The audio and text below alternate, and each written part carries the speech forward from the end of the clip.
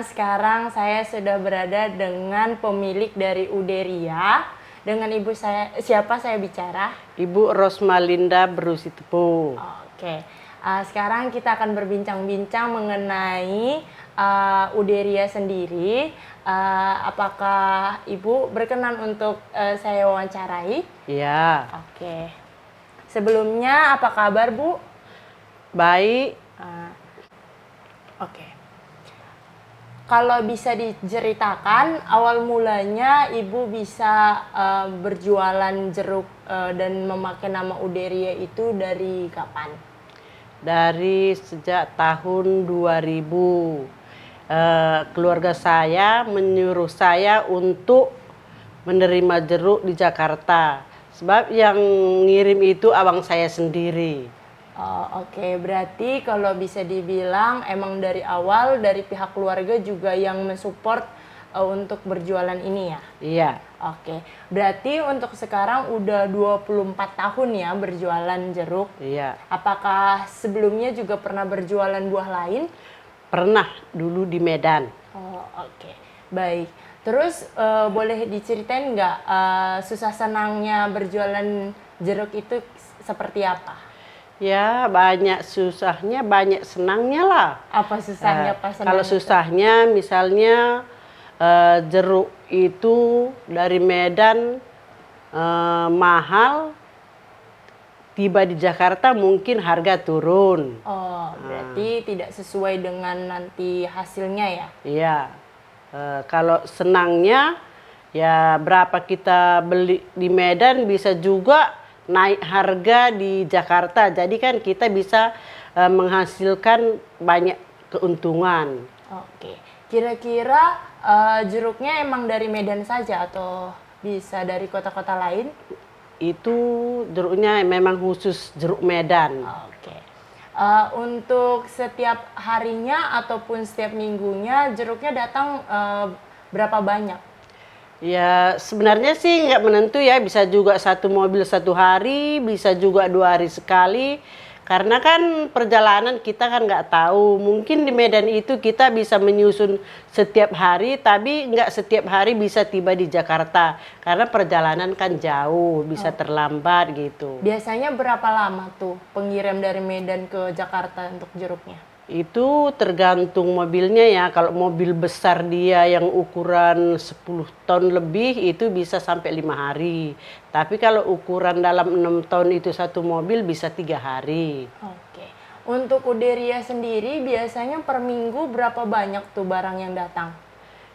Itu deh yang aku bilang tadi kan. Kalau misalnya pun bisa kita nyusun setiap hari dari Medan, belum tentu nyampe semua di Jakarta. Tapi rata-ratanya mungkin nanti 4 kali apa 3 kali satu minggu nyampe di Jakarta. Oke. Untuk harga terkini nih, sekarang jeruk harganya berapa aja ya? Kalau sekarang ini jeruk harganya lagi bagus ya. Kan jeruk itu dibagi-bagi ukurannya. Misalnya kalau saat ini ya AB-nya mencapai 30 ribuan. Karena ukurannya kan banyak. C-nya 28.000. D-topnya 26.000. DTS-nya 24.000. DR topnya ya banyak. DR topnya sekarang 20-an, 20.000. DR-nya ada 16.000. Satu lagi yang paling kecil 13.000. Oke, berarti harga tiap ukuran berbeda-beda Berbeda, ya? iya. Itu harga di pasar induk sekarang? Terus untuk harga di kampung atau di Medan apakah sama atau seperti apa harganya? Misalnya begini, kalau di Medan misalnya jeruk itu kita beli seharga 12.000. Tapi operasionalnya 4.000. Jadi tiba di Jakarta bisa kita perhitungkan harga jeruk itu per kilonya 16.000. Oke, berarti untuk seminggu biasanya Uderia dapat keuntungan berapa banyak? Itu tergantung masuknya jeruk ya. Kalau dia bisa 4 kali ya mungkin kita dapat 50 ke 60 jutaan. Kalau untuk saat ini ya. Kalau terendahnya biasanya dapat berapa? Kalau terendahnya ya itu kan nggak begitu pasti ya. Misalnya ya kalau kita nggak banyak untung, nggak rugi ya mungkin entah dalam satu mobil itu 5 jutaan. Oke. Terus dalam sebulan biasanya rata-ratanya berapa? Pendapatan. Mm-mm. Ya kita kali-kalikan aja ya, misalnya kalau kita dapat 15 juta satu mobil untuk saat ini kan karena harga jeruk bagus ya bisa kita bikin berapa ya, 4 kali 5 per bulan ya, Iya, satu per bulan Berarti berapa kali. bisa seminggu 45 ya kan, Iya. kalau 15 juta. 240. Iya begitulah. Oke. Itu udah termasuk biaya-biaya lainnya? Udah itu kan udah bersih gitu. Oke. Di Uderia sendiri punya karyawan Punya berapa? 6. Oke. Untuk karyawannya sendiri biasanya digaji berapa? Untuk karyawan itu dia per keranjang, kan jeruk itu dimasuk keranjangnya. Dalam satu keranjang itu dia untuk karyawan 10.000 satu keranjang. Oh, 10.000 per keranjang. Jadi cukup banyak juga ya pendapatannya Lumayan lah, jika. tergantung jeruk kita masuk seberapa banyak satu bulan. Tapi jika tidak ada jeruk yang masuk, apakah karyawan tidak digaji juga? Iya kan gajinya kan udah dari keranjangan jeruk masuk. Oke. Selanjutnya kira-kira tantangan berjualan jeruk itu ada musim-musimnya enggak? Pertanyaan. Yang terburuk biasanya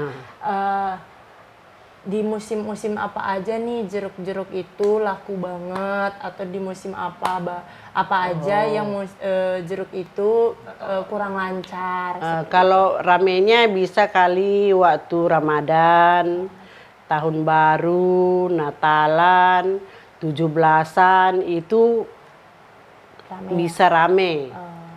Itu Tapi kalau biasanya musim-musim apa aja nih yang sepi biasanya? hujan, musim hujan gitu. Musim hujan ya. Oke. Kalau misalnya terjadi musim hujan, biasanya dari pihak Oderia melakukan hal apa biar tidak terasa rugi gitu? Kita kalau musim hujan kita kurangin jeruk masuk dari Medan. Oh gitu, dikurangi Iya. ya berarti ya? Karena kan kalau hujan jeruk ini kan barang busuk. Jadi ya pintar-pintar kita kalau musim hujan ya barang kita batasin. Oke, berarti tergantung dari musimnya juga. Tapi ada nggak lawan dari buah jeruk sendiri? Misalnya ketika ada barang lain atau buah lain datang, jadi mempengaruhi jadi pembelian dari jeruk sendiri misalnya? Ada misalnya waktu musim mangga, musim jeruk bisa berkurang. Apa musim duku, itu aja sih saingannya. Saingannya itu ya? Ya.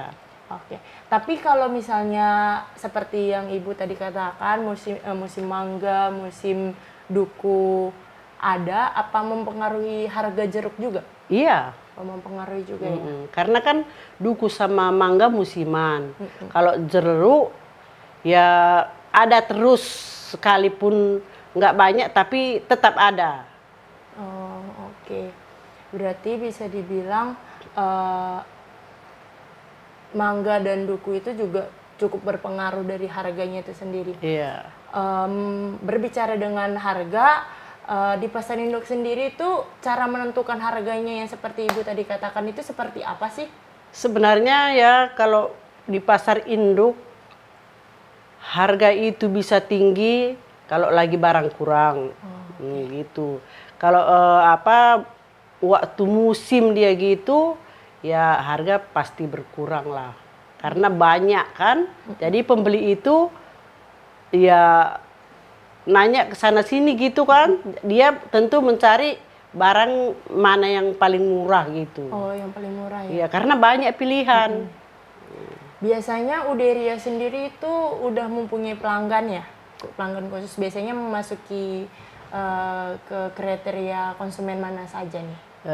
Ada juga ke toko, ada juga dari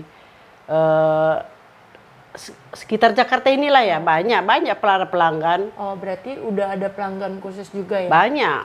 Kira-kira ketika misalnya hari ini jeruknya datang, terus berapa lama untuk menghabiskan dalam satu mobil itu jeruknya? Itulah yang aku bilang tadi, tergantung barang masuk ya. Kalau seperti hari ini jeruk kan kosong di pasar induk. Tadi kan Ria lihat sendiri jeruknya masuk kan, langsung kan diambilin orang semua. Bisa juga dalam satu malam ini habis semua. Oh, berarti biasanya kalau misalnya langsung habis itu udah dipesan dari pelanggan sebelum-sebelumnya ya?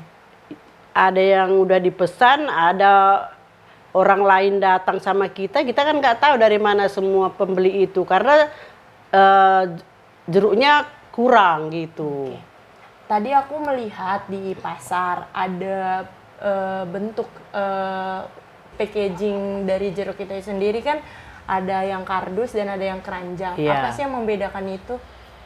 Sebenarnya kan sama aja ya, tapi kan sekarang musim hujan. Jadi kita lebih merasa aman kalau kita masukkan ke dalam kardus itu. Apalagi yang gedenya begitu kan sayang jeruknya kalau dimasukkan keranjang yang gede itu bisa lecet. Karena kan kalau udah lecet gitu pembeli kan nggak mau lagi. Jadi kan lebih aman pakai kotak itu, kardus. Itu. Tapi untuk dari segi pengeluaran lebih mahal mana untuk menggunakan keranjang ataupun kardus? Kardus lah lebih banyak kan ya. Oke. Itu saja, sekian dari wawancara kita. Aku tutup dulu ya, Bu. Sekian teman-teman dari hasil wawancara kami. Terima kasih. Yeay. Dadah.